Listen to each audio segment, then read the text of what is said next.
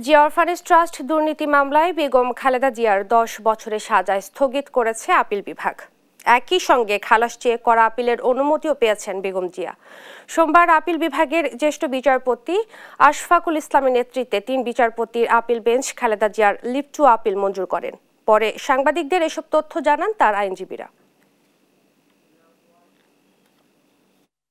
যে operation of the judgement যেটা এই ফ্যাসিস্ট সরকারের পক্ষ থেকে, তারপরে জুডিশিয়ারির পক্ষ থেকে এবং দুদকের অনুরোধে দেয়া হয়েছিল এবং সেই আদেশগুলো, রায়গুলো মাননীয় আদালত স্থগিত ঘোষণা করেছেন। যতক্ষণ পর্যন্ত এই লিভগুলো শুনানি না হবে ততক্ষণ পর্যন্ত এই সাজা স্থগিত থাকবে।